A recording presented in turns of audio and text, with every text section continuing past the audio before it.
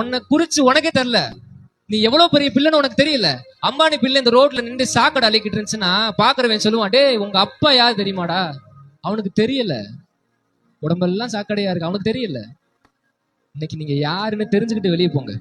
மோசேவுடைய ஒருத்தவனுடைய 2 முழங்கால் முடங்கும் போது 40 லட்சம் ஜனங்கள் பாதுகாக்கப்படுவாங்கன்னா, இன்னைக்கு ஏன் முழங்கால் வீட்டுல முடங்குச்சுன்னா பாதுகாக்கப்படுவாங்க. எனக்குன்னு வச்சிருக்கிற ஜனங்களை நான் மிஸ் பண்ணவே கூடாது. நீங்க நான் உங்களை பார்த்து சொல்றேன், உங்களுக்குன்னு வச்சிருக்கிற ஜனங்களை மிஸ் பண்ணாதீங்க. நான் கேட்கிறேன் உங்ககிட்ட, இந்த மோடி ஐயாட்ட போய் இந்த சீரியல் பாருங்க, இந்த சினிமா பாருங்களேன்னு நீங்க கொடுத்தீங்கன்னா அவர் என்ன சொல்லுவா தெரியுமா? கொண்டு போட எனக்கு பெரிய வேலை இருக்கு, என்னது எனக்கு 1000 வேலை இருக்கு. நான் சொல்றேன், அவருக்கு கொடுக்காத ஒரு வேலையை உங்களுக்கு எனக்கு ஆண்டர் கொடுத்திருக்காரு. நீங்க நம்ம சரியில்லைங்க, ஸ்டீஃபன் சரியில்லை. ஏன் மோசஸ் இருக்கிற இடத்துல ஒரு கொலை நடக்கல, ஒரு சின்ன குழந்தை பாலியல் ரீதியா துன்புறுத்தப்படல. ஏன் மோசே திஸ் ரியல் லீடர். இன்னைக்கு நீங்க ஒரு டிஸ்ட்ரிக்ட்ல இருக்கீங்க, நான் ஒரு டிஸ்ட்ரிக்ட்ல இருக்கேன், அங்க தப்பு நடக்க கூடாதுன்னு முழங்கால் போடுங்களேன். It's real leader. யார் செத்தா எனக்கு என்ன? என் குடும்பம் வந்துருச்சு, என் வீடு வந்துருச்சு, என் அண்ணன் வந்துட்டா, என் ஒய்ஃப் வந்துருச்சு, என் ஹஸ்பண்ட் வந்துட்டாரு. Selfish Christians.